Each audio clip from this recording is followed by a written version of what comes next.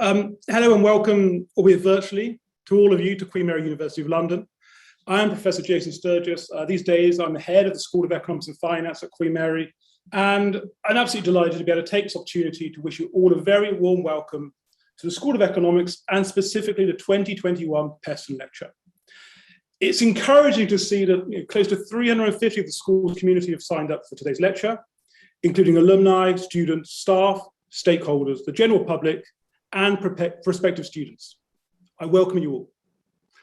The Peston Lecture is a School of Economics and Finance annual lecture in honour of the memory of Professor the Lord Maurice Peston, who founded the Economics Department, which later became the School of Economics and Finance. Lord Peston was a world-class economist, a champion of social justice, and a public servant. He tirelessly worked on solutions for social problems that, unfortunately, we still face as a society today. Queen Mary is, of course, also committed to working on solutions to these social problems, and our identity is very different to peer universities. Simply, when I think about Queen Mary, inclusion and diversity is central to identity, and it's something we live and breathe. We provide today our students who have the same academic qualities as the Russell Group representative, but a nonetheless very, very different opportunity. And perhaps more importantly, Queen Mary has the opportunity and the responsibility to create a student experience that supports and develops our students to be the next generation of leaders. A group of leaders, I believe, that are more representative of society than today's leaders and who are able to rise to the challenge of working on the big issues facing society. This commitment to diversity has been recognised. We've been recognised as the most inclusive Russell Group university in the Times and Sunday Times Good University Guide of 2021. In light of this, the work of Lord Peston is perhaps more relevant today as we face new social and economic challenges than it even was 10 or 20 years ago. And if his legacy is to encourage all of us as economists to work on these issues, then it is a very worthy legacy.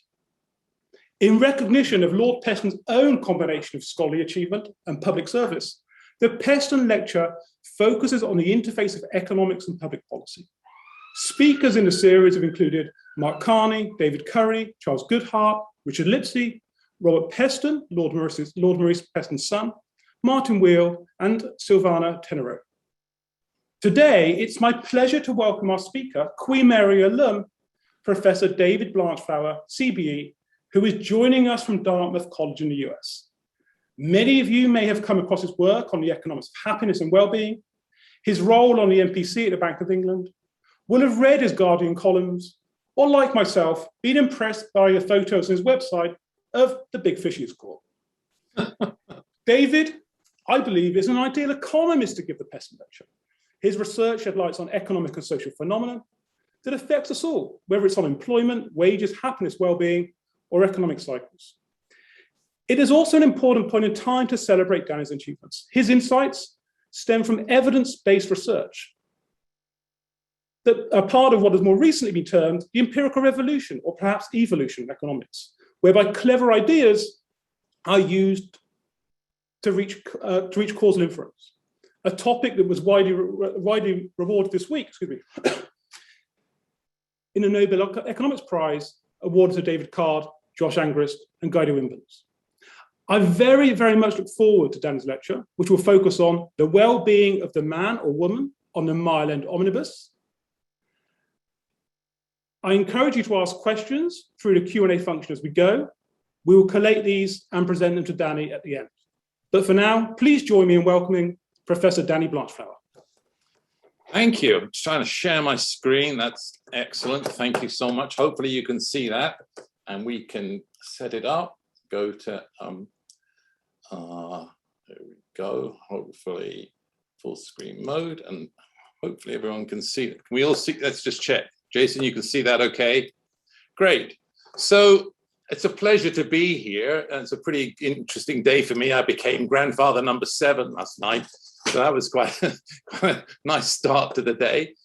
So this is a talk, and there's the picture of Queen Mary, and we were just talking this morning. It was QMC, and I got an award from Queen Mary in Westfield. I always think of it as QMC. But this is the Mile End Road, which leads from the city. And I want to talk about the well-being of the man or woman on the Mile End Omnibus. And that was a great part of what I studied when I was at Queen Mary, particularly with Maurice Peston and Bernard Currie. I'm going to talk a little bit more about that. But I think it's really crucial, in a sense, for us to take one more step from that. So part of what I've talked about a lot in my work is to care about the well-being of those of normal people riding on an omnibus. And let me just make sure we can. There's my sense of riding the omnibus. But for me, riding the omnibus always used to be show up there at the Mile End Road station.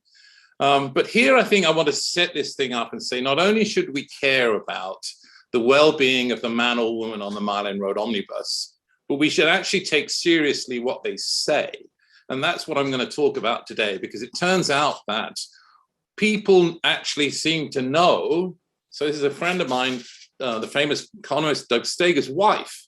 And the paper is actually about, not only do we care about what people, about their well-being, but actually it turns out people know when things are getting bad.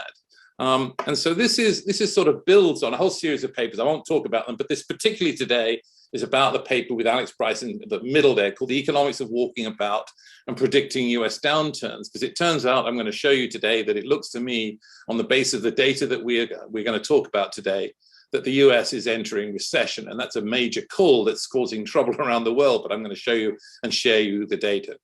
So the reason I want to talk about the Mile End Road, it sort of seems interesting. I was just explaining to Jason why the Mile End Road, and Richard Murphy and I have actually formed a group called the Mile End Road Economists. So I'm one of those. And the reason is, well, Bernard Currie's son, Dan, told me some years ago that he lived in Clapham. And I was told about, worry about the well-being of the man or woman on the Clapham omnibus. But Jason talked about, the kind of diversity. And the diversity seems better to go to the Mile End Road. And it was recorded first in 1288. But the reason it's called the Mile End Road, and I like to set this up, it's very consistent with what Jason said. I mean, Queen Mary was built here from, the alternative to Queen Elizabeth, but this road was called it because it was a mile from Aldgate. So if you go back to our picture, there's the Mile End Road. Sorry. There's the Mile End Road, but there's the city. There's Canary Wharf behind it. So this is about the well-being of people, ordinary people who live in Tower Hamlets, people who ride the tube train between Stepney Green and Mile End. It's about trying to care about those people's well-being. And I have a personal connection. My daughter was born at the London while I was at Queen Mary, just down the other end of Mile End Road on the Whitechapel Road. So this is about trying to take seriously what people say, worry about their well-being, but also building on the traditions in economics. And my other attachment, actually, I'm at Dartmouth, but I'm also attached to the University of Glasgow. And I'm going to talk a bit about that. But the great, and we're going to talk about the connections to the past. But obviously, it's a great honor today to talk about Maurice, my mentor, my friend, who I knew first in 1983. And I was just telling Jason this morning, I think the greatest thing I learned from Maurice was the killer question in the seminar. He'd sit in the seminar and Maurice Peston would sit there and he'd be shuffling papers. And after 20 minutes, he would ask the killer question and the speaker would just kind of collapse with it. And it was always the great question. And I used to go to the seminar and think, if the speaker could get past Maurice Peston, he was doing pretty well, and gave many of us a very good training. Colette Bow, famously, Jerry Lyons and others came through Queen Mary. But we were very much talked about how the world should be and care about things. But Maurice was very funny. As I say, he was a master of the killer question. His favorite movie was Ghostbusters, I always remember. But I think I have many funny stories, some of which I can't share publicly. But the one I remember most is in his latter years, I was at the Bank of England voting on my own. And he would call me up every week and say to me, "Danny, you're right about this. They were all wrong." And then a lot of times I would go and have lunch with him at the House of Lords and we'd talk about economics. And then in his latter years, my wife and I would go and visit him at the House of Lords. And I remember famously one day he took us outside and he said, "You've got to see this picture. There's a beautiful painting of the House of Lords and all the lords have paid money to have them in there." And he said, "See if you can find me." And eventually I found him and he said, ha, but I tricked him. He said, I was the only person there who paid twice. And if you look, I'm on the left-hand side and I'm also on the right-hand side. So that sort of sum Maurice up, a funny, bright, smart person. And remember that he set up the economics department at Queen Mary, as did Bernard Currie, and they cared very much, and Bernard did too. They cared very much about the well-being of people, and I'm going to talk about that. I'm going to talk about particularly trying to make sure that we worry about preventing recessions, because that seems like a really big thing that impacts people. And I thought this thing with the University of Glasgow, I've been trying to think about, the origins of these thoughts. And I would encourage people that in some sense, what we're talking about here is actually trying to improve the wealth of nations. And you might think if you avoid a recession, I mean, Jason and many people in the department, you worry about what happens when downturns come and how people are impacted by that. But I thought I actually went back and started to read again after, I don't know, 50 years or so. I started to read again the theory of moral sentiment that Smith wrote in 1759. And I think in a way you might sort of characterize what Jason said.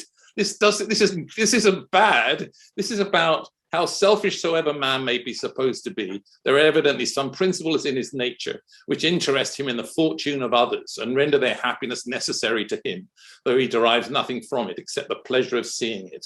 Of this kind is pity or compassion, the emotion which we feel for the misery of others, when we either see it or are made to conceive it in a very lively manner, that we often derive sorrow from the sorrow of others. And I think that's in some sense what Jason, I mean, that's perfectly well characterized in some sense what he said, but it was said in 1759 by the great man.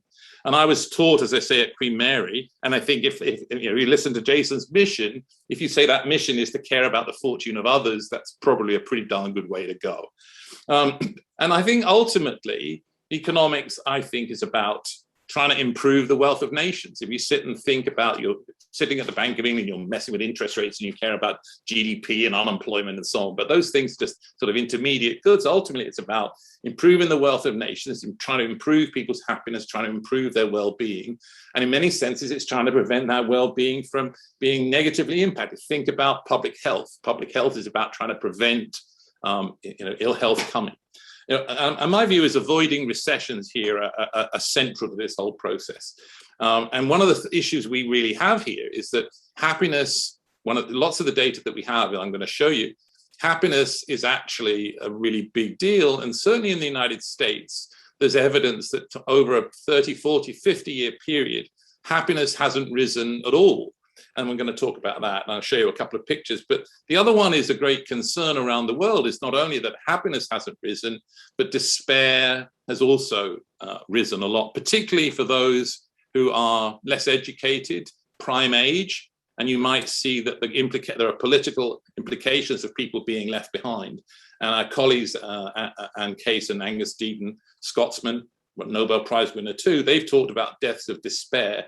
So in this world of, if you like, we're sitting near to the city of London, but in the US, we saw 70,000 people die of overdose deaths last year.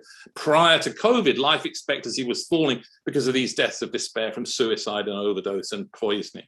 So it's a lot about trying to understand what's going on here and try and be sure that, going forward, we can do good stuff.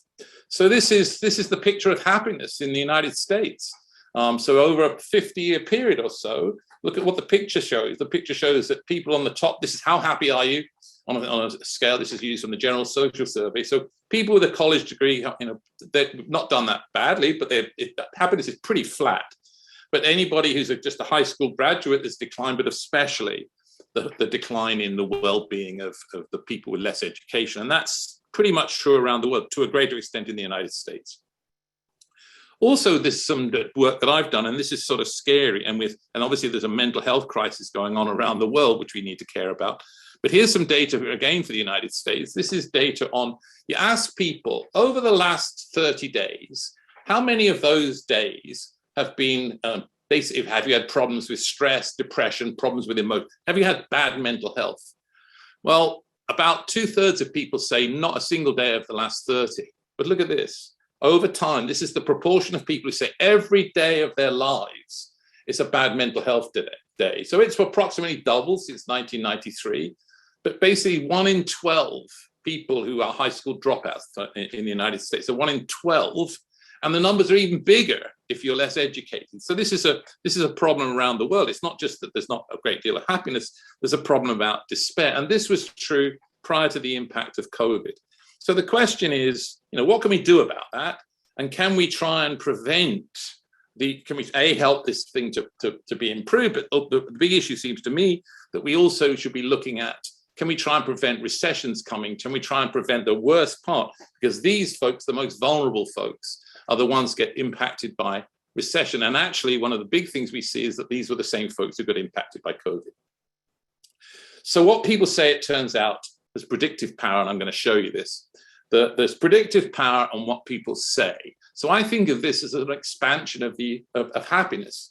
We ask people, what do you think's going on? How confident are you about your ability to pay the bills? What do you think's going to happen? How comfortable do you feel? And particularly, what do you think's going to happen to unemployment in the future? And it turns out that these sayings, if you like, from people, you ask the people on the Mile End Omnibus, you ask them, how are they feeling? And what do they think's coming? Turns out that's much better. Using those data is much better than macroeconomists can possibly do, turns out. And I'll show you that you can use these data to perfectly predict every recession of the last 6 in the United States, missed by everybody, missed by macroeconomists, partly because macroeconomists, you follow a straight line and you keep predicting straight lines coming. But it turns out if you look at these data, I'm going to show you for the US, the UK, Europe, around the world, the man or woman on the Mile End Omnibus actually has a sense of what's coming. People know when bad times are here and coming. And it turns out we can also talk to firms.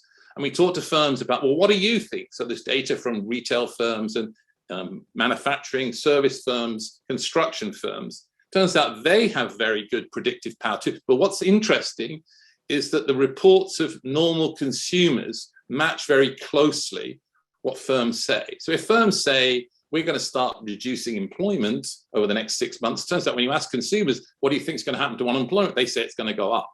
So it turns out these are crucial things, but obviously you can see where this is going from what Jason talked about. It's about trying to understand and help their well-being, but also to take seriously what they say, which is something quite new.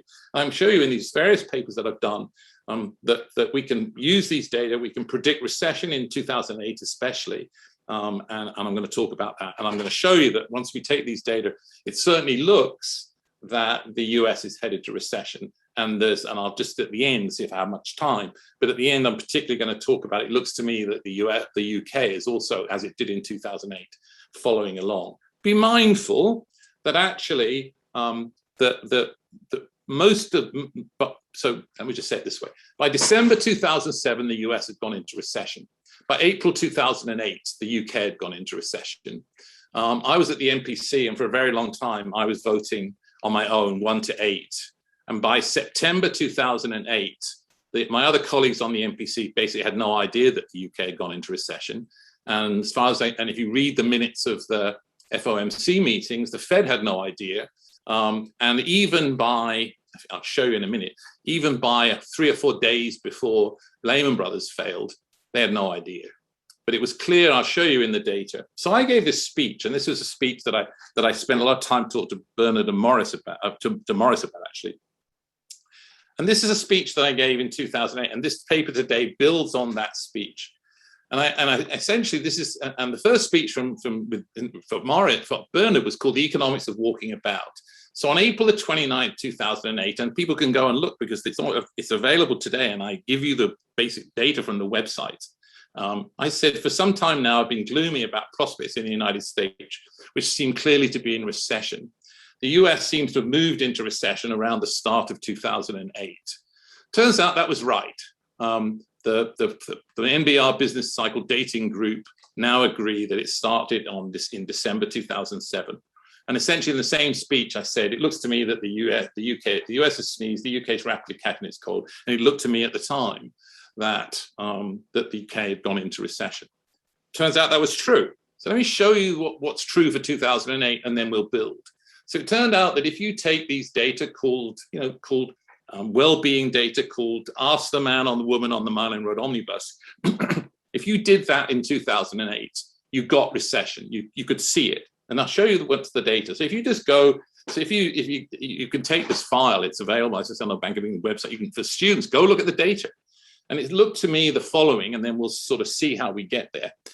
So what happened was in the US, I went through sort of 4 stages, and the crucial ones are actually in consumer confidence. It turns out that what happened in the Great Recession was that there was a housing crisis, just like in 1927, it turned out the collapse of the Great Crash was driven by a collapse in the US housing market. So was it in 2007, 6, 7, 8.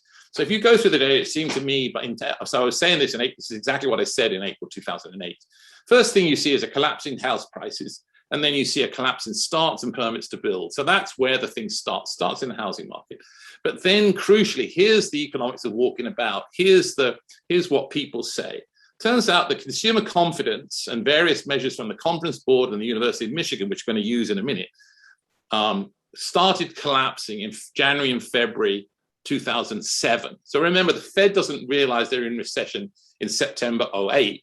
But if you use these data, it was clear that this thing has started to turn by January and February 2007. So there's my starting point. And then it turns out by the middle of 07, it starts to spread to non-farm payrolls, to average earnings, to nominal retail sales, and then later in the year to real consumption. And then by eventually in December 07, where the thing gets called, and eventually we get GDP collapsing later, but I'll get to that.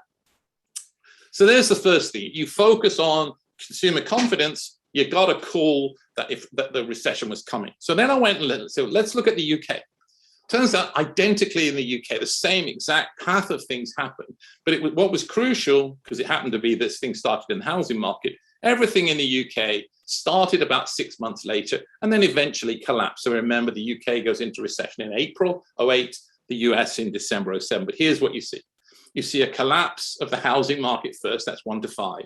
And then by around between July and December 2007, the consumer confidence data collapses. And then it's exactly as in the US housing market, consumer confidence, and then it moves to various things like the unemployment rate and so on, and eventually gets you to recession in 08.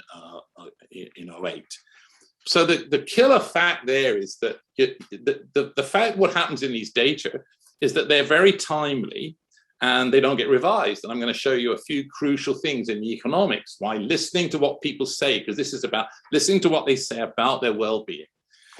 It turns out that other measures get you in a right mess, and I'll show you why. And I got myself into deep trouble because I gave this speech. Oh, and I should say the other measures, so the Bank of England's agents measures started to decline in 2007 Q3. There's the purchasing manager indices all start to turn at the same time. So all these data, so the purchasing manager indices are stories of managers, if you like, it's the happiness of managers telling you about their firms, they collapse. The same thing with the Bank of England's agents, they go out and say what's happening. Essentially what you find for the consumers is you get the same thing coming from firms. But of course, everybody missed it. I was voted for it on my own and others missed it because they were focused on this. And I got myself into big trouble because I kept saying the UK was in recession. And we got this steer. In July 2008, I kept saying, I said, as you saw in that speech, the UK went into recession in April 08. And we got, here's the problem for anybody trying to understand where you are now.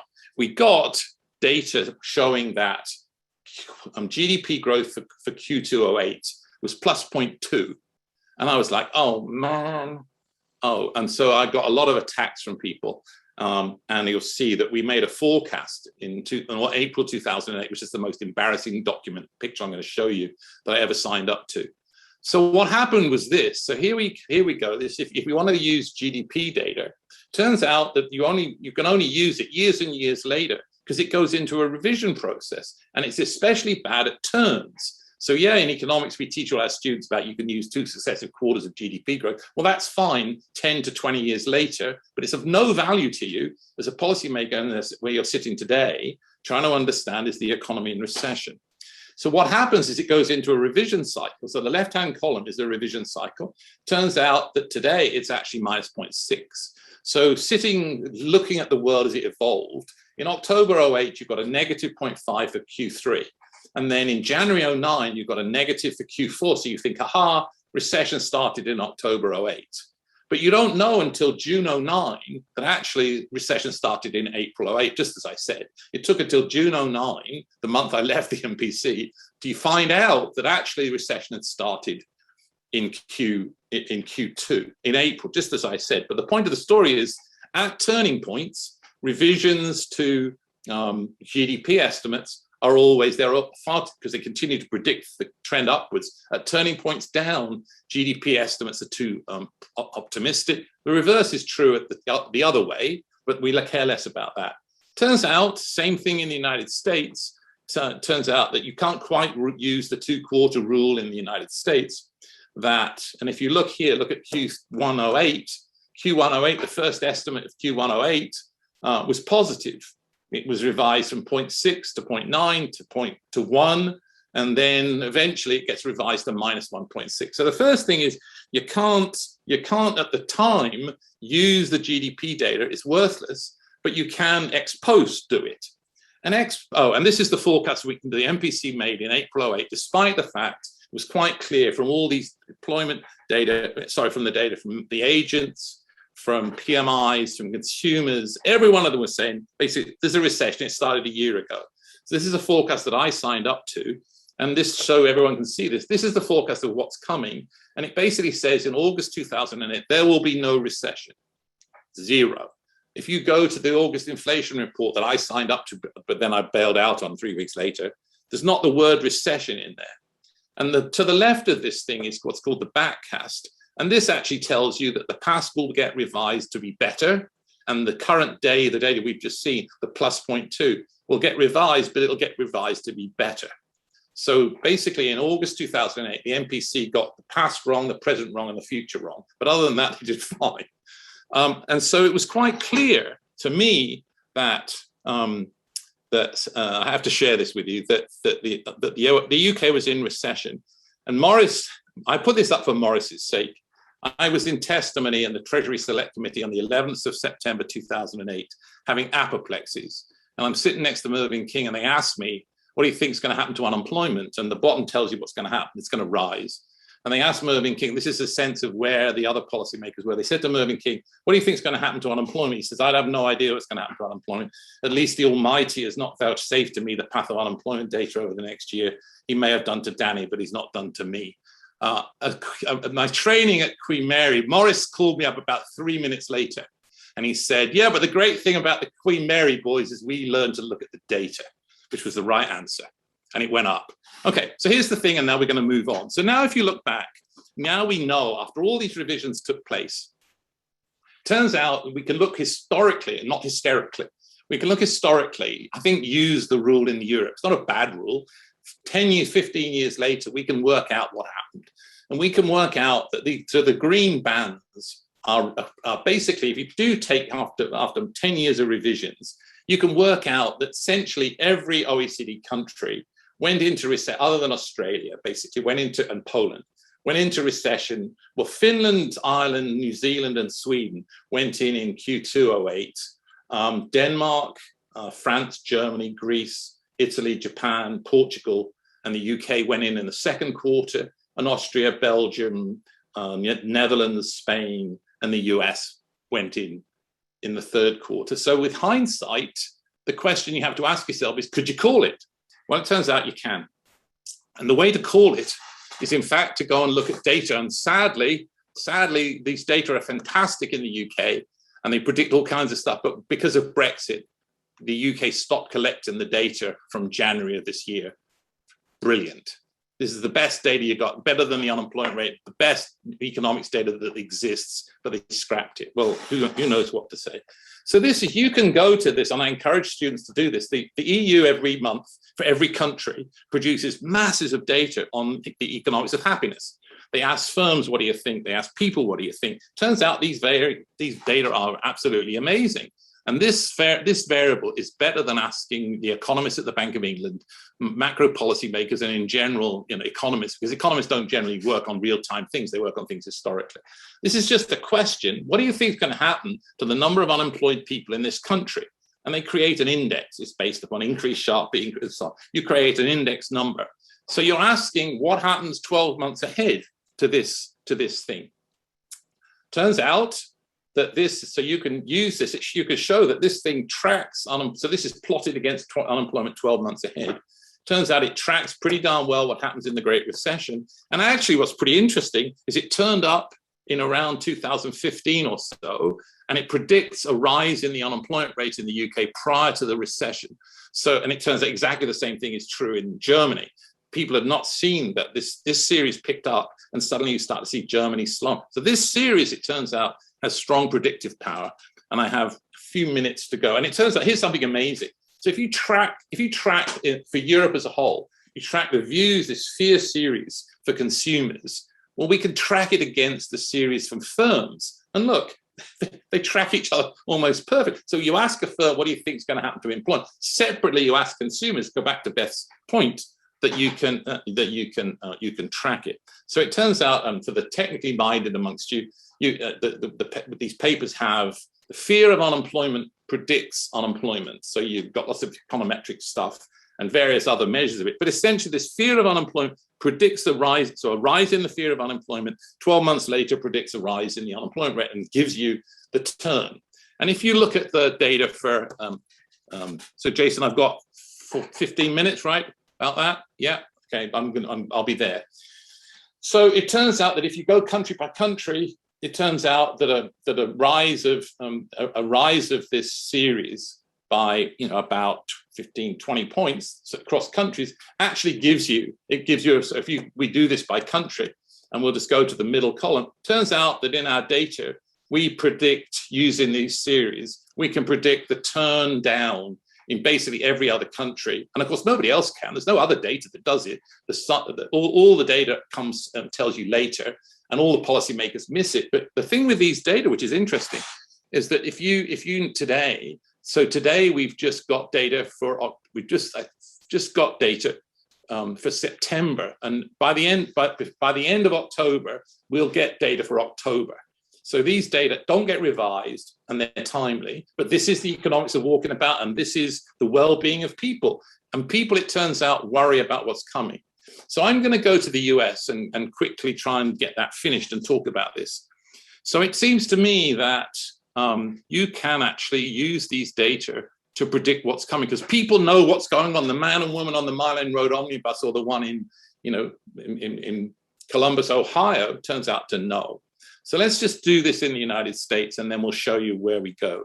So in the US, what we have is a thing called the NBR Business Cycle Dating Committee. We don't have it in the UK, but there apparently are now ones emerging in France and Portugal, and you probably should get one.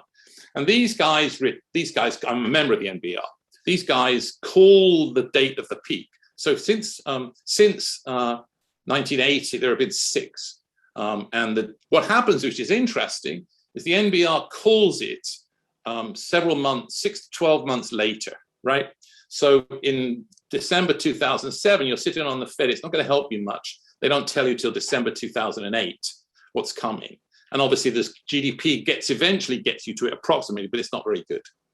Turns out that you can take data from what's called the Conference Board and the University of Michigan. Much the same. It's not exactly the same as in Europe. But the questions here are, what do you think is going to happen to the economy over the next 12 months? It turns out if you take these data, it doesn't matter which of them you do, and I'm going to show you some econometrics in a sec.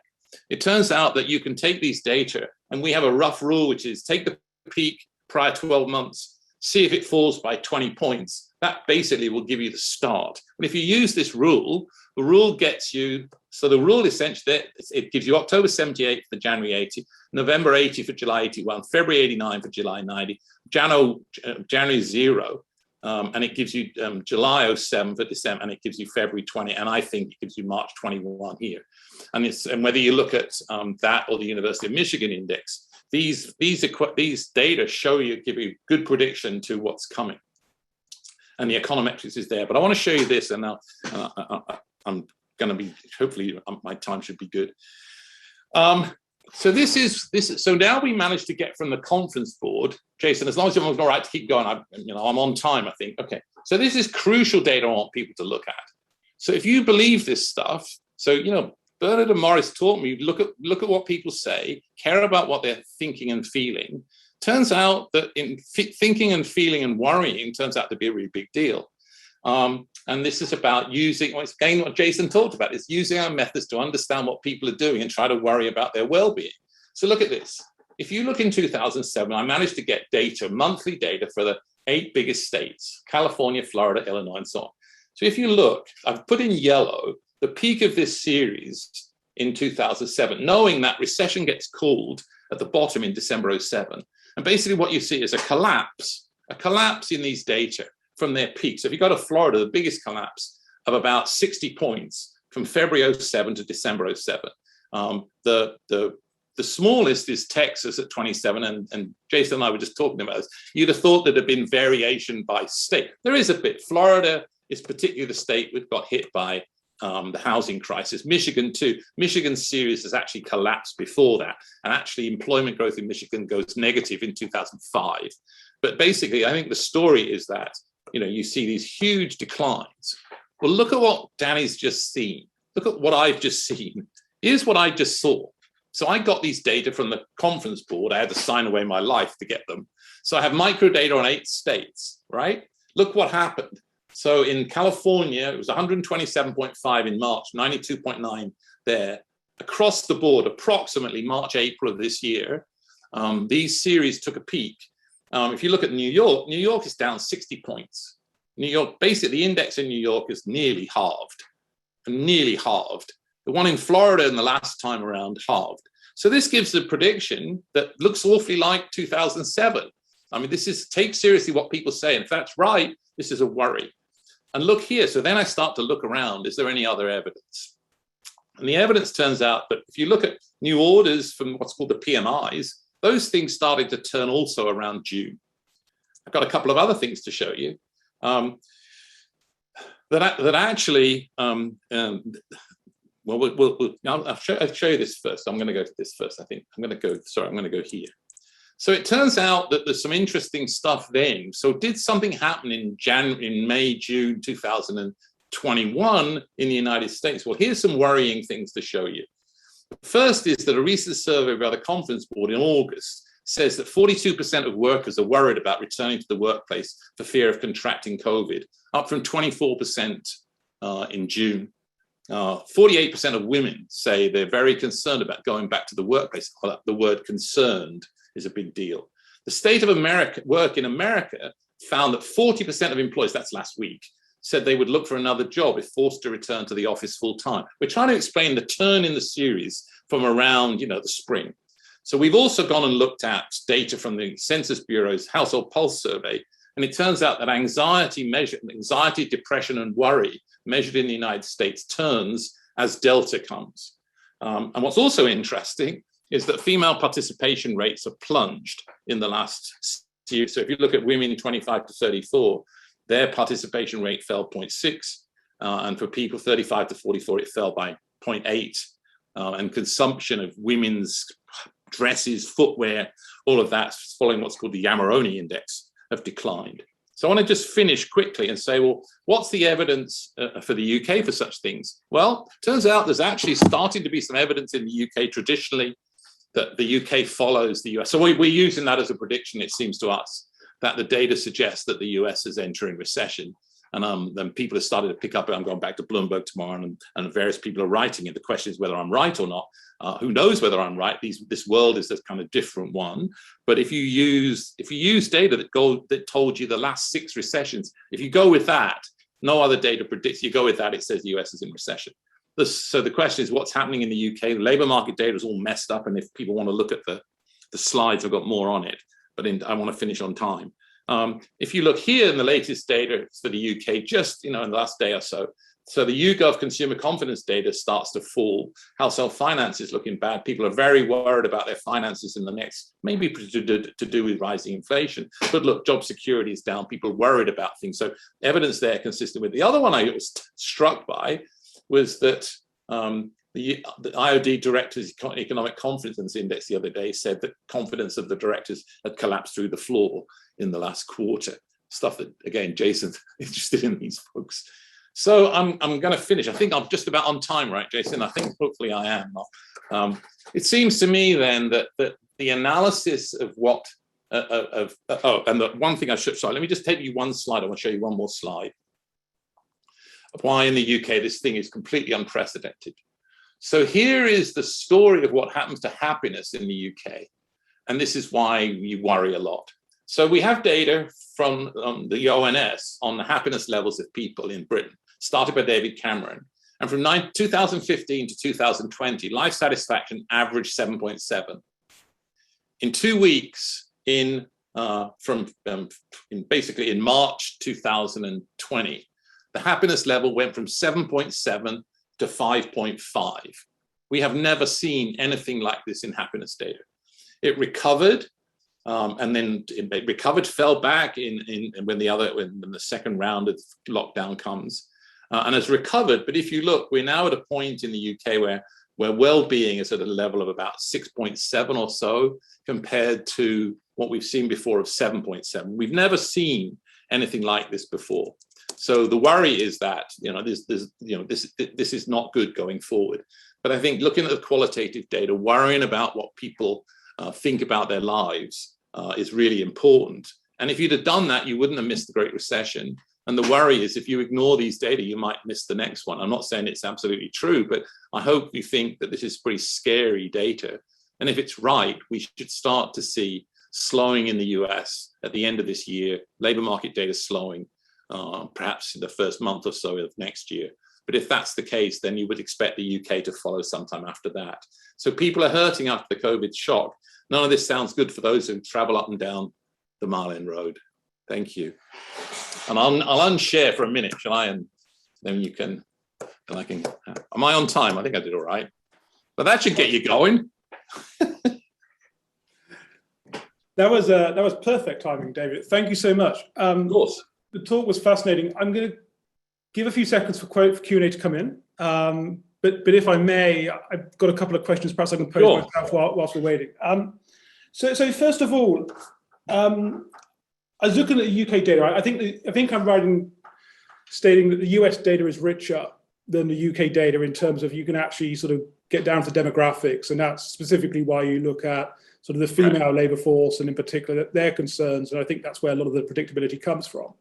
Now, assuming that one can't do that for the UK, is there any sort of composite you can do around the well-being measures you have that can predict? And I ask this partially because there's always this oddity in the UK, and we always see it in the data you presented about house values. So everything else has gone down, but house values has actually stayed the same. The concern around this. So I wonder if which measure or which composite of measures we should be looking at. Well, think about in a sense, the first one is look for timely measures, right? Obviously, the problem is that the labor market measures, many of the things that economists look at are ex post measures, right? You can't look at GDP. There are slides in the paper actually, which look at wages. Can I show you? Let me show you it.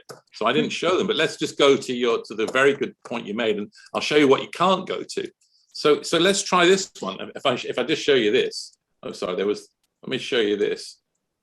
So here's a picture, Jason, which is, so look at what happened in 2007. This is unemployment and wages. So the unemployment rate picks up. What's happened to wage growth? It's the blue line. Basically, wage growth steadily declines. I've written a book on this. So is it the Phillips Curve you've heard of, developed by Bill Phillips at the LSE, right? As the unemployment rate rises, wage growth declines. Okay.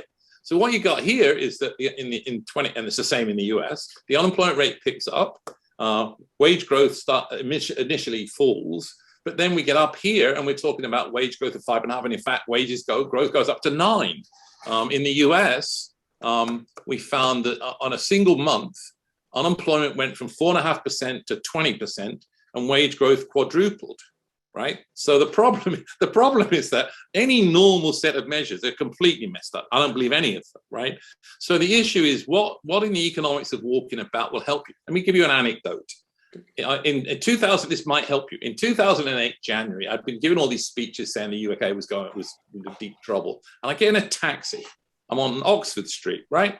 And I get in the taxi and the guy goes, "You're Blanchflower. I listened to you on LBC, whatever it was, saying we're in a recession." And he said, "I've been driving up and down this street for 30 years and I've noticed something different." And I said, "What's that?" He said, "Can you spot it?" And I look at it, I can't bloody see anything. And he says, "There's no shopping bags. There's no shopping bags."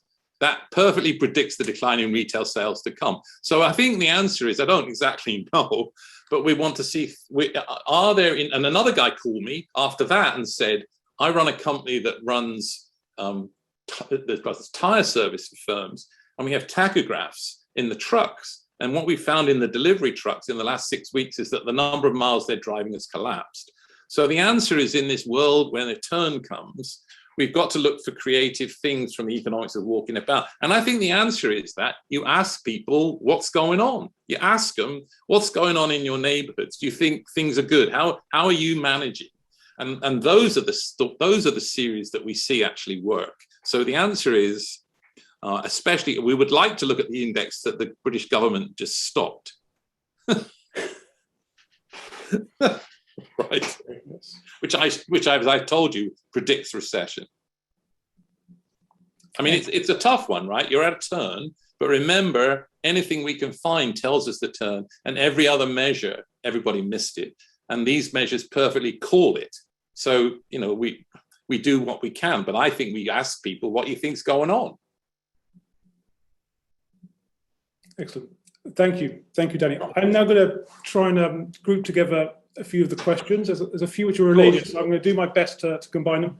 So first of all, do you believe that a strong social safety net or lack thereof in the US has contributed to the decline of happiness and financial security and potentially amplify recessionary effects?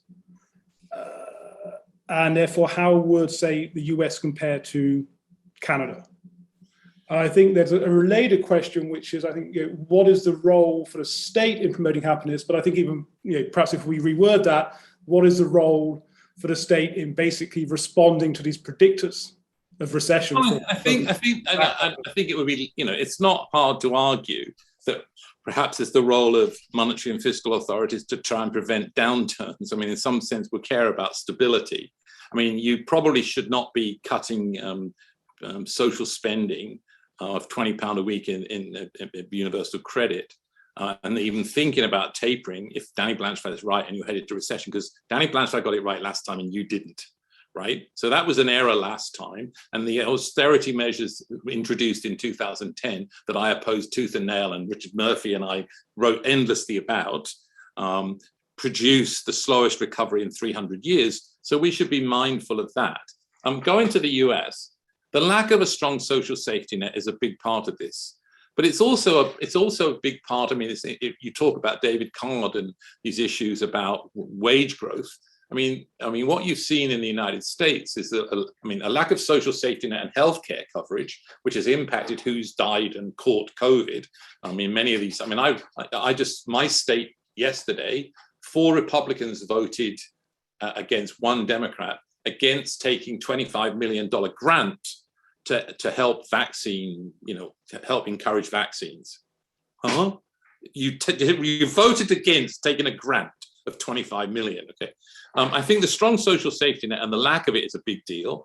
The very low levels of the minimum wage are a big deal, and you have to say, who are the people, A, who voted for Trump, and B, who suffer deaths of despair, and they're the same people, right? So the deaths of despair dominantly are amongst prime age, less educated whites, but also amongst Native Americans. But that's the big story of Case and Deaton. So the lack of healthcare coverage. Think of many of these rural communities in the US that are suffering from the COVID pandemic. They refuse to take money for Obamacare. They refuse to take money for healthcare. And basically, many of these places, people are a very, very long way from a hospital. I mean, in the United States, if you live within an hour of a trauma center, your life expectancy is much higher. So if you arrive in the United States alive at a trauma center, it's about a 95% probability that you'll survive. if you have an accident in rural Alabama, there is no chance you're going to get to a trauma center. So the answer is that not so much a lack of social safety net, but it's about the decline in the real wage. And if you look, so today still, the real wage in the United States for the less educated is less than it was in 1972. So it's about, it's about things at the low end, lack of healthcare and coverage, and that's a great deal to do with insecurity and unhappiness and despair and concern, and obviously been impacted by COVID. So, all of the above. But I think the answer is that the way to get at this is to look at these anxiety measures. And remember, what I'm showing everybody is it looks to us that there was a turn in these measures as Delta hit. So this is about, in a sense, the same answer. This is a story about the economics being impacted by COVID, and particularly women's fear of going back to work. And so we're seeing people, the quits numbers are huge this week. We're seeing 125,000 women basically have quit teaching jobs. They've been retiring like crazy. And the reason is that they don't want to expose themselves or their family to COVID, and they're going to take, what's the implication? Their participation rate has fallen.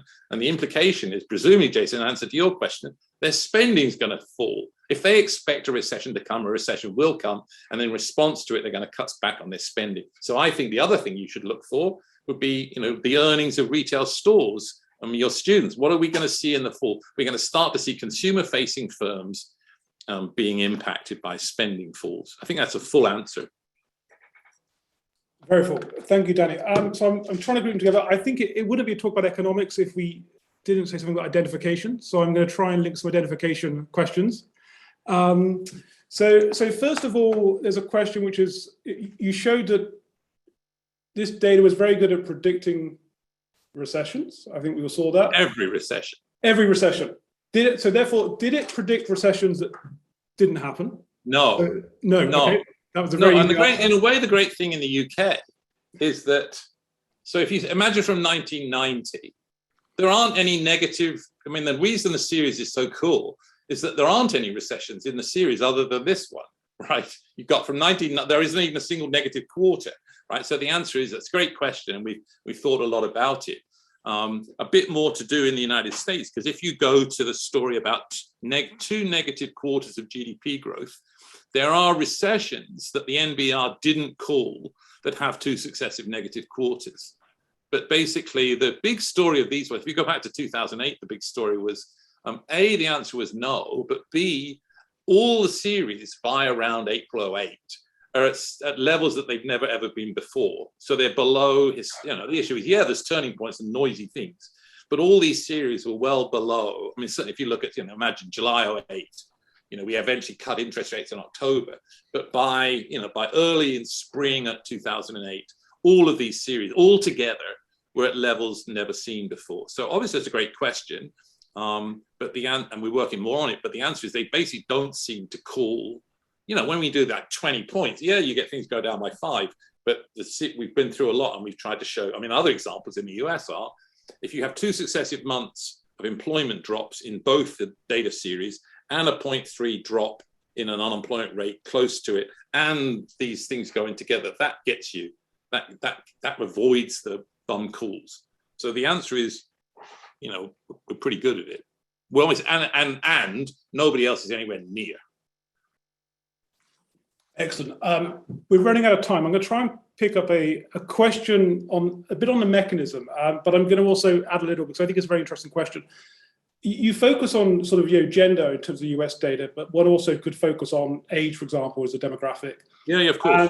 And in particular, that may bring in sort of social media as a mechanism for, I think, straightforwardly affecting sort of happiness and well-being, but also we could think about sort of contagion of how an individual thinks about well-being sort of across geography. So I'm just wondering if we compare the predictability you're talking about now and think about in a time where there wasn't social media, whether one would expect to see a difference. Well, I guess we would. If you, in the data, certainly for the US, it doesn't, certainly up to about February 20, it doesn't look that things are much different. COVID's, the answer is, I don't know. It doesn't appear to me yet that the answer to that is yet, but you ought to think that it would. There are other measures that we've been using. So an example, I gave a talk, this basically something like this talk on Monday to the Central Bank of Australia. And the story there was that actually there's things like, if people have seen, there's open, you have open table, right? Well, open table tracks daily bookings. And in a sense, they track, people's users. Well, it turns out that in the last 10 days, open table in the United States has collapsed through the floor. The benefits of these types of social media things, though, Jason, is that you can think about something like Google Trends, right? So the Google Trends is really interesting. That is often an indicator. Remember, after Brexit, the #1 search term in the world was what is Brexit and what's the European Union, right? But there are words like, anxiety, there's words like COVID.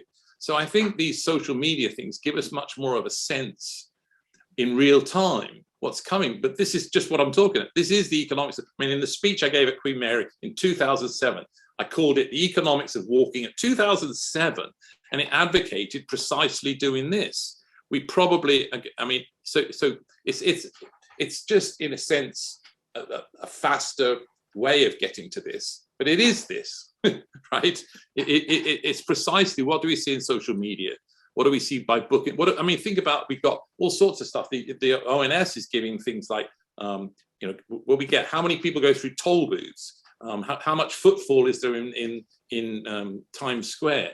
What's happening to poor? So these kinds of social media things, I think, are exactly what I mean by the economics of walking about, and we ought to get better at it because we got these things. You ask me where to look; it's to look here and see and go back and say, well, did things change? They certainly appear to have changed in June. And you ask me, well, what's coming in the UK? That's what I want to watch, but I'm not sure what I want to watch till I see it. And the other thing, so the last thing, in 2007, you should have looked at the housing market. If you ask me then, ask me in 2006, so then it turns out which countries did the worst? Well, the countries that had a big crash in the housing market, Ireland, the UK, the US, and Spain, right? And who also did badly? People had a big financial sector, Iceland, the UK, the US. So those kinds of things, at this moment, I think we're going to talk about businesses that are unable to keep people remote. So those are the ones that are going to hurt. People don't want to go back to warehouses. They don't want to go back to restaurants. They don't want to go to schools where there's no masks. But that's central to my message, I think. Excellent.